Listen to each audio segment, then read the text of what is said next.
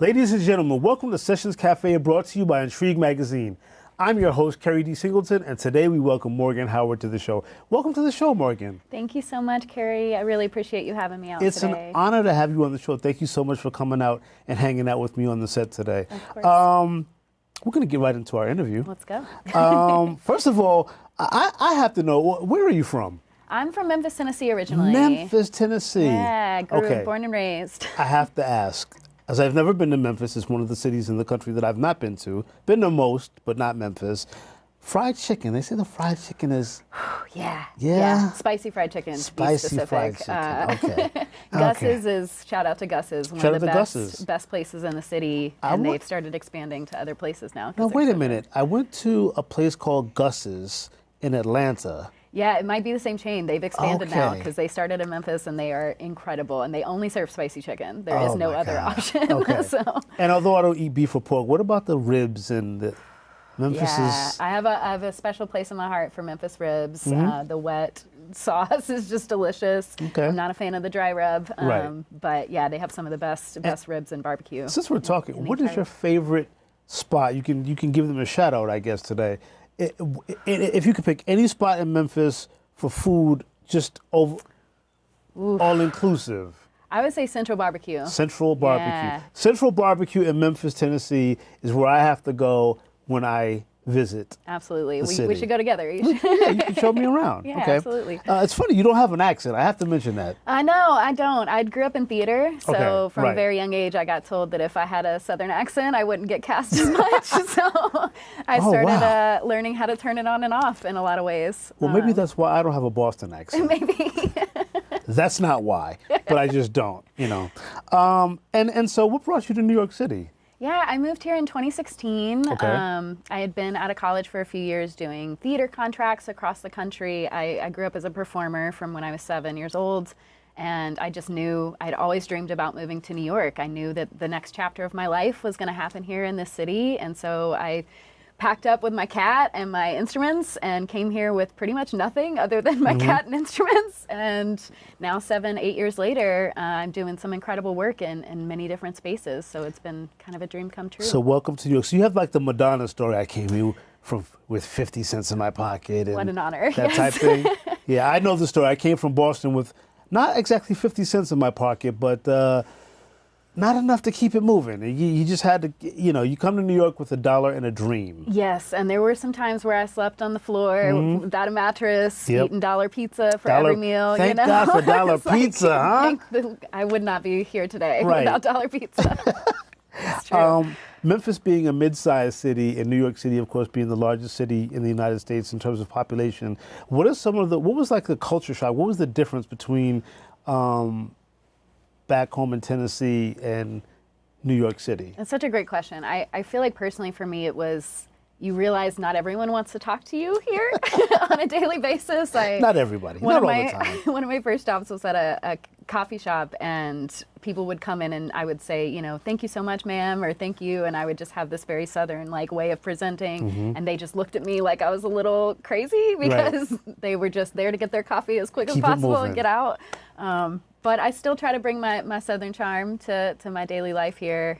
Talk to people when they lock eyes with me. I'll have a conversation with you. You know what it is? It's not really that people have this perception that New Yorkers are rude. New Yorkers are not rude. Not They're just very aggressive, busy, and busy. So like when people bump into each other, it's not that they're not saying excuse me because they're being rude. It's just that they be saying excuse me every 5 minutes. Absolutely. You know what I mean? And if New Yorkers are in trouble, people will turn out to help. I mean, that is that time to time again. New Yorkers help I can each tell other you, I moved to this city from Boston in 1996. Oh, wow. And so obviously I was here during 9/11, during Hurricane Sandy, and during the blackout that we had a couple of years after 9/11, and this city comes together and looks out for each other like no other. Absolutely. So, yeah. And I was here during the pandemic too, and I really felt that all of us stood together. Exactly. And, you know, I felt that in Memphis too, and it was a lot of what I was looking for when I came to the city. And each neighborhood is different, of course, but in general, people really do care about each other. They just got things to do. Right. New Yorkers are people at the end of the day. Absolutely. Let's get into you, though. How did you get selected for the Roots Picnic? Let's talk about that. Yeah, it's kind of a wild story. So when I first moved here, I started Googling, you know, how can I go to shows for free because I was very broke. And I found a lot of volunteer gigs that would allow you to either, you know, work at the festivals, do cleanup after the festivals were over. And I found this one organization called HeadCount that was doing voter registration work at the festival. And I thought that's so cool combining those things. And I had always had a passion for social impact. And so I signed up to volunteer at probably 10 or 15 different events, Roots Picnic being one of them. And 2 days before the fest, I got a call that 2 of the people on the team had dropped out because their basement flooded. Oh, well, so, good for you. Good for me. Bad for them. Right. Exactly. Right. And I told, basically, I was working 2 jobs at the time where I was bartending and waiting tables. And I went to both of those jobs and said, I'm doing this. I don't, you know, if you need to fire me, I understand, but I have got to take this opportunity. And so I went to Roots Picnic, registered voters. I actually got a photo with our register to vote clipboard with Chris Rock at the festival, which was crazy. He was doing a small comedy set there, and it just ignited this passion in me to continue that work. So I was volunteering for 4 years after that, doing this work for free until I got hired full time. I want to go back a little bit. Let's talk. You used to wait tables. Waiting tables in New York City. Now, I don't know if you know, I'm a little bit older than you, but there used to be a show on television in the 70s called Alice.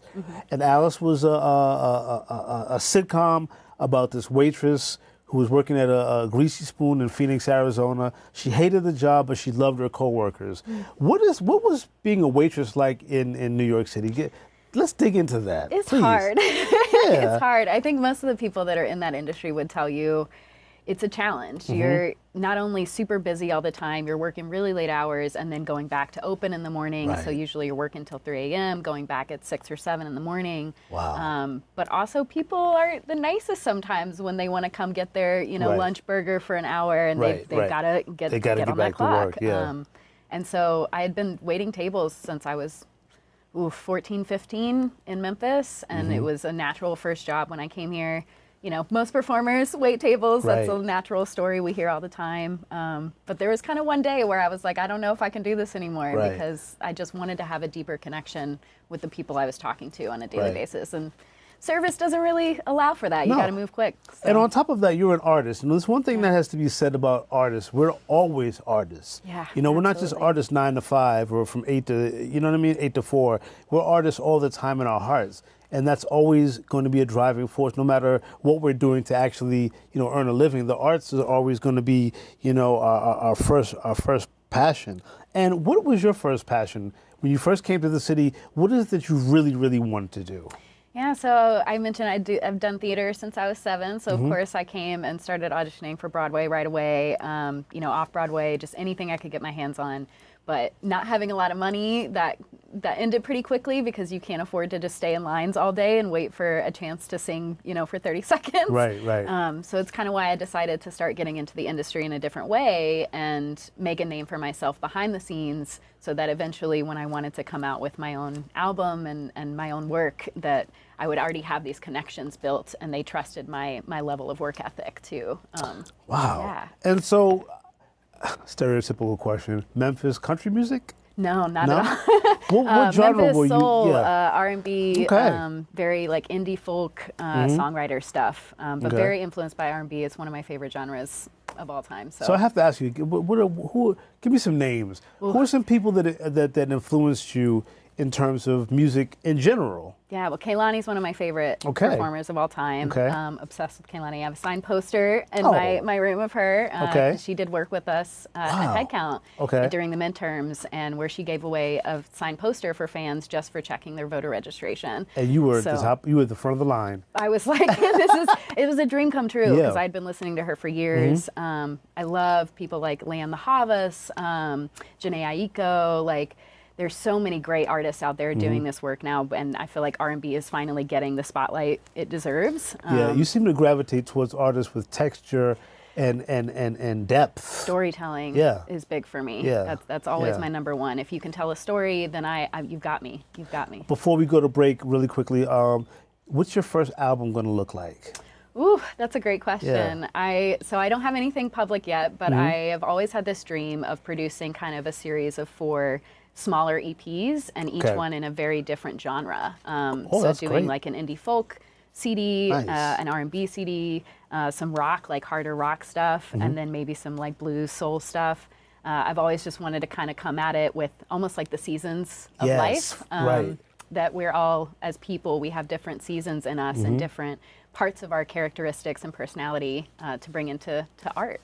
And you want people to see different layers of who you are as a person, as an artist. Yeah, and I've been influenced by so many people growing up, and especially in musical theater, you learn from so many different genres, you're pulling from so many different types of artists. So that was always my goal, was to, the first project I put out, to have kind of these different pictures of my personality. Interesting. Yeah. What would your first music video look like? I don't know. I need somebody to help me on the visual front. I've always been a dancer. Okay. So I know that I would love to have some visual, like, shadow work with dance. I think there's a lot of power in like improvising with your own body and the shadows that you create. So there's something there in my mind, but I haven't quite figured out what that looks like. Would you shoot it in Memphis? Would you shoot it in New York? Would you shoot it in I don't know, Tokyo? Yeah, I'd probably do it in Memphis, to be honest. I've always had this dream of going back home to record my first album, and my sister lives close by, and she's also a musician, and I've always had a dream of her being on the album too, so I think I'd have to go home to do that. Have you gone back to Memphis since you've lived in New York? You've been here since 2016 now. Yeah, I started being able to afford to go back home in like 2021, and now I go once a year. I go once a year to visit my family, and I also have some family in Texas too, so I try to get out there once a year as well. And so I don't, where I'm from, Boston is only 2.5 hours, 4 hours away. Close, But you being from Tennessee, it's a longer commute. Do you get the feeling when you go back home that it's still home, or do you feel like it's just someplace that you're familiar with? What's that like? I love that question. Yes and no. I think a lot of the people I grew up with are still there doing great work in the art scene. There's a very big theater community there, dance community, music community. But there is a part of me that now that I've been in New York for 8 years, this feels like home. And when I come back to the city, I'm like, oh, thank goodness, I can order food at 11 p.m. and I don't have to worry about it. Exactly. And I go back to Memphis, and I love Memphis, but I miss that bustle. I miss the hustle that's in this city. And the agreement that all of us here are trying to get our dreams fulfilled. It becomes very addictive very quickly. Yes. Absolutely. We'll be right back with more Morgan Howard here on Sessions Cafe TV.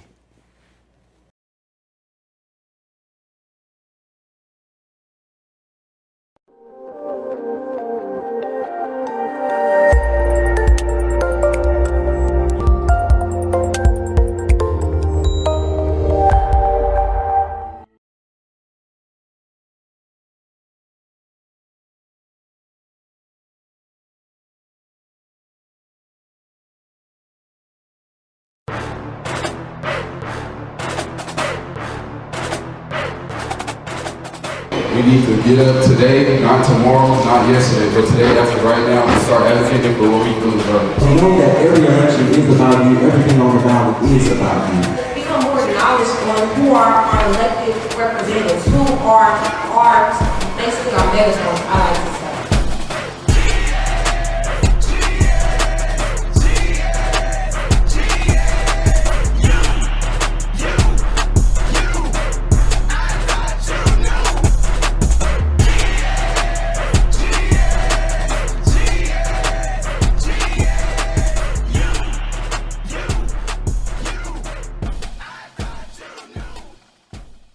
Welcome back to Sessions Cafe. Morgan and I are sitting here talking about Gus's fried chicken. And now I'm salivating. You have to take me to Gus's. I have You to. have to. I'm pretty hungry sure now. it's the same one in Atlanta because they did have different branches and different franchises. So now I don't want to even think about anything other than chicken. Anyway, but we're going to move on. We're going to move on. I've got this pretty nifty shirt that you gave me. HeadCount. I like this. And a nice button. I hope that they can see it. It says vote.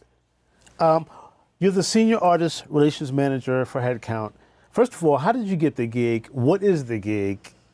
And tell us more about HeadCount. Absolutely. So when I first got to the city and I was volunteering, as we said earlier, I volunteered for Roots Picnic. I became a team leader shortly after that, which means that I was picking shows in the city to team lead for volunteers with and teach them how to register voters at these shows. I did that work probably 3 to 4 shows a week out of my free time after day jobs.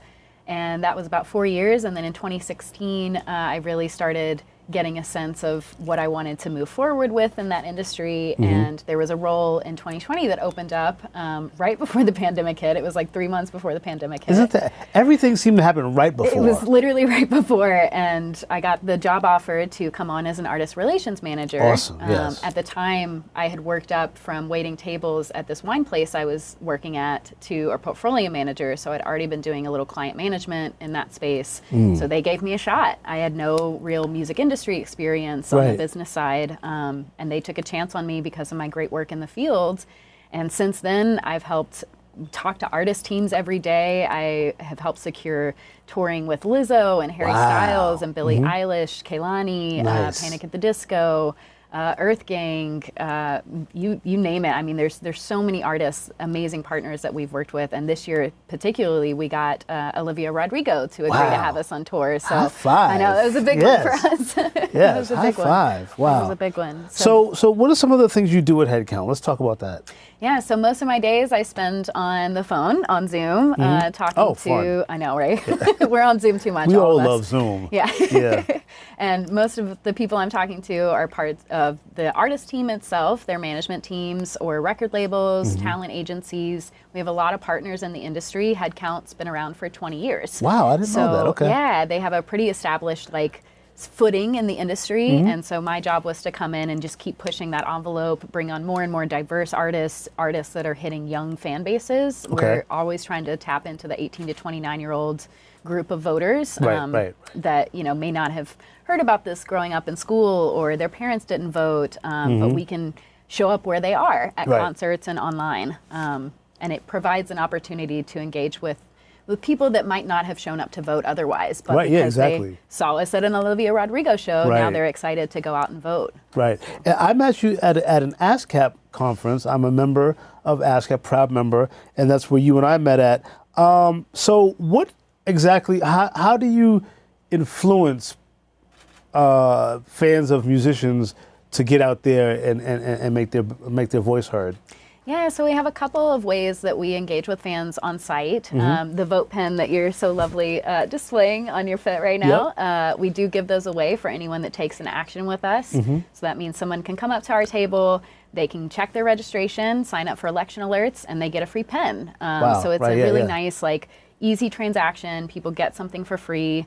They can sign up to volunteer with us in the future. Really? Okay. And then when artists get more and more involved, sometimes we have artists offer really cool, unique, once-in-a-lifetime prizes. Wow. So with Harry Styles, we did a flyaway to his Harryween shows. Really? So everyone checked their registration to enter to win this VIP flyaway. And of course, Harry Styles fans went crazy for it. Talk about incentive. I mean, we registered over 50,000 people with that one campaign. So it was really incredible to see that when an artist really leans in, and you know, Harry's not a citizen, so he was doing this from a standpoint of, well, I have U.S. fans. Exactly. So I need to engage them. Right. And I don't even think he posted on his main channels. It was all through Harry Styles HQ, so it was all the fan pages that picked it up, and it just ran like wildfire. That's truly admirable that he would use his platform to encourage voter registration. Wow. Yeah, that was a pretty incredible moment to be a part of.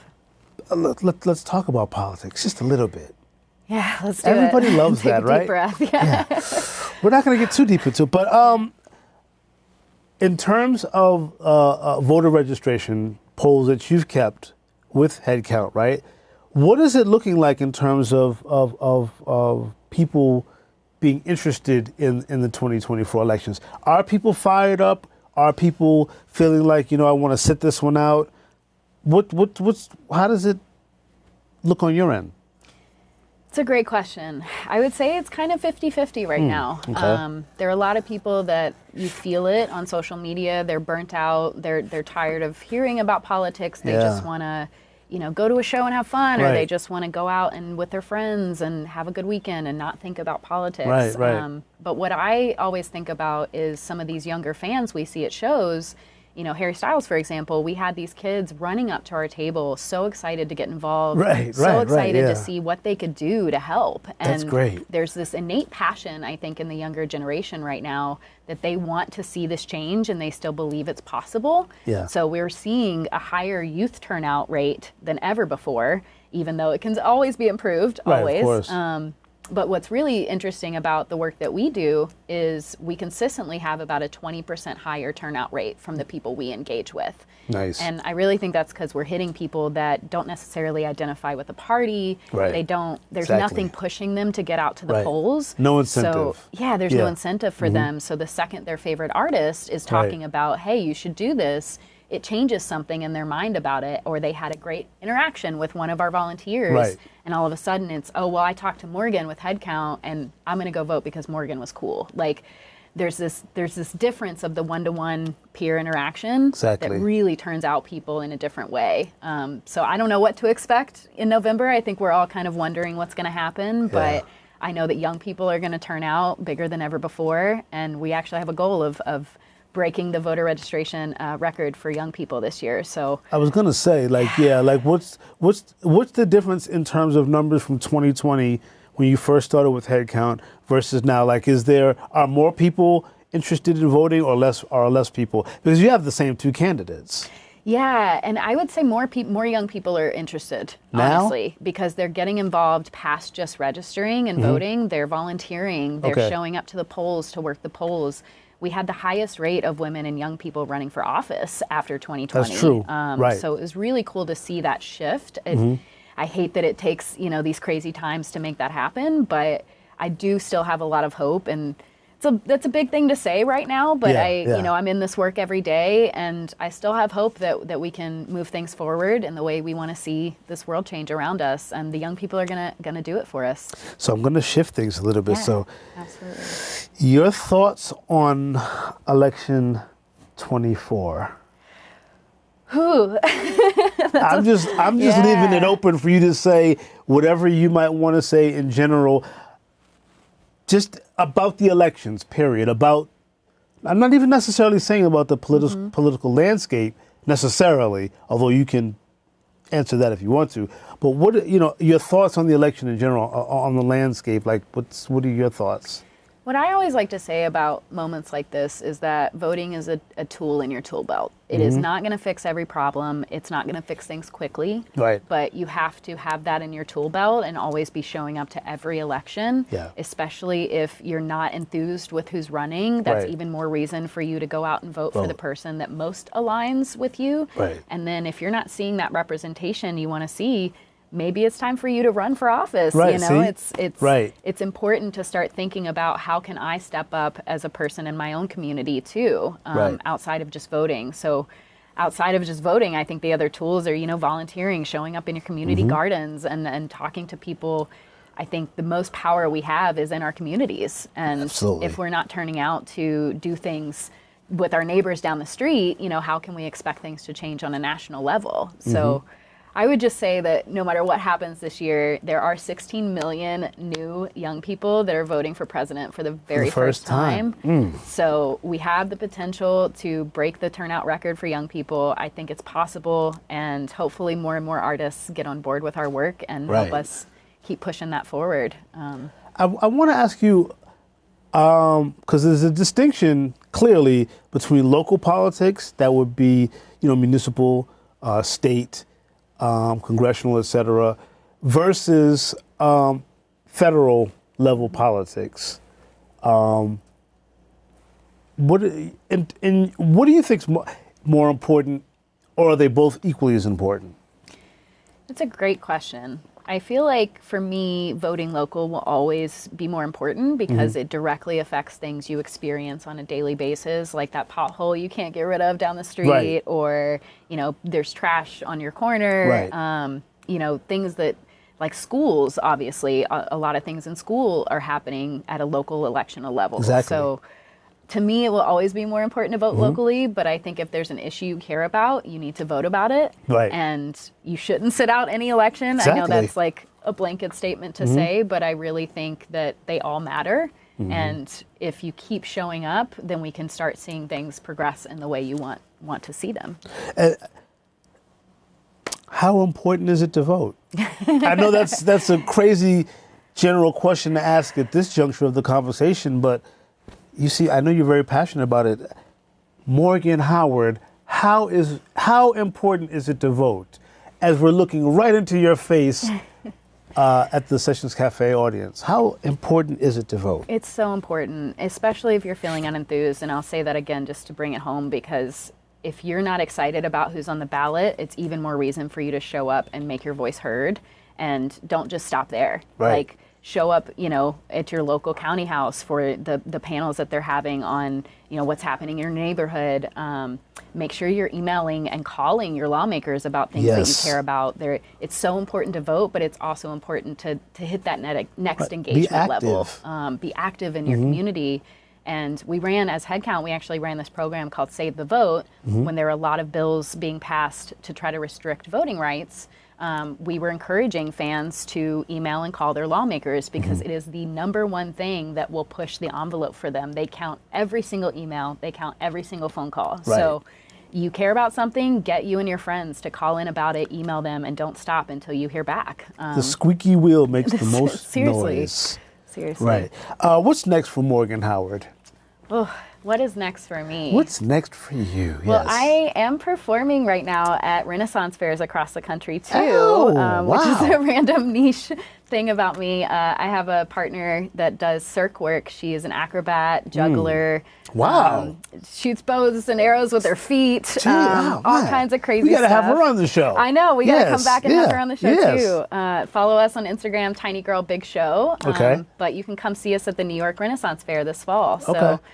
very much looking forward to Renaissance Fair season. And Where is that in the city or is that upstate somewhere? it's off the Metro North, so it's up by Sterling Forest area. Okay. Wow. Yeah. You got. Yes. We need to have your partner here. Because I want Absolutely. to see some things and She can whatever. do some Yeah. tricks, and she's a stand-up comic too. Really? So I play all the music for her, and she does the jokes and the circus tricks. She'd be perfect. Yeah. Morgan Howard, thank you so much for being a guest here on Sessions Cafe TV show. Thank you guys for hanging out with us and for hanging out with Morgan, and we'll see you next time.